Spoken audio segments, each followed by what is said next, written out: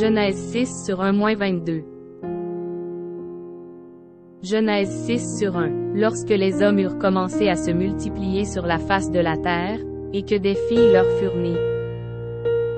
Genèse 6 sur 3. Alors l'Éternel dit, mon esprit ne restera pas à toujours dans l'homme, car l'homme n'est que chair, et ses jours seront de 120 ans. Genèse 6 sur 3. Alors l'Éternel dit, mon esprit ne restera pas à toujours dans l'homme, car l'homme n'est que chair, et ses jours seront de 120 ans. Genèse 6 sur 4. Les géants étaient sur la terre en ces temps-là, après que les fils de Dieu furent venus vers les filles des hommes, et qu'elles leur eurent donné des enfants. Ce sont ces héros qui furent fameux dans l'Antiquité. Genèse 6 sur 5. L'Éternel vit que la méchanceté des hommes était grande sur la terre, et que toutes les pensées de leur cœur se portaient chaque jour uniquement vers le mal. Genèse 6 sur 6. L'Éternel se repentit d'avoir fait l'homme sur la terre, et il fut affligé en son cœur. Genèse 6 sur 7. Et l'Éternel dit, j'exterminerai de la face de la terre l'homme que j'ai créé, depuis l'homme jusqu'au bétail, aux reptiles, et aux oiseaux du ciel, car je me repens de les avoir faits. Genèse 6 sur 8.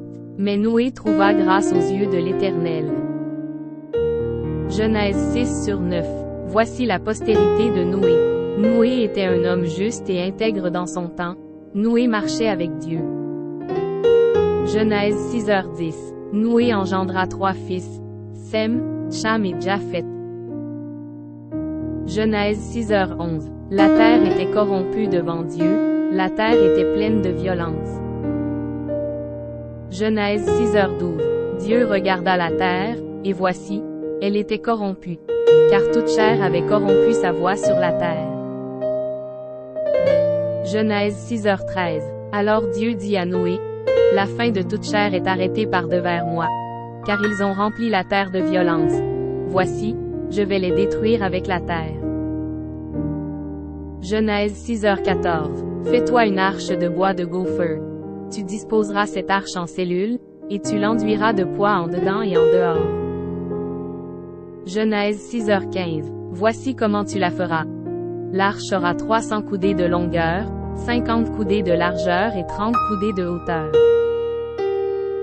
Genèse 6h16. Tu feras à l'arche une fenêtre, que tu réduiras à une coudée en haut. Tu établiras une porte sur le côté de l'arche, et tu construiras un étage inférieur, un second et un troisième. Genèse 6h17.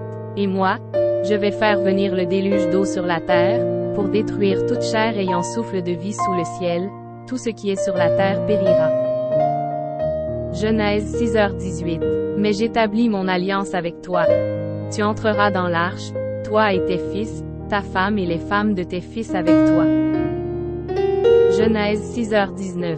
De tout ce qui vit, de toute chair, tu feras entrer dans l'arche 2 de chaque espèce, pour les conserver en vie avec toi. Il y aura un mâle et une femelle. Genèse 6h20. Des oiseaux selon leur espèce, du bétail selon son espèce, et de tous les reptiles de la terre selon leur espèce, 2 de chaque espèce viendront vers toi, pour que tu leur conserves la vie. Genèse 6h21. Et toi, prends de tous les aliments que l'on mange, et fais-en une provision auprès de toi, afin qu'ils te servent de nourriture ainsi qu'à eux. Genèse 6h22. C'est ce que fit Noé. Il exécuta tout ce que Dieu lui avait ordonné.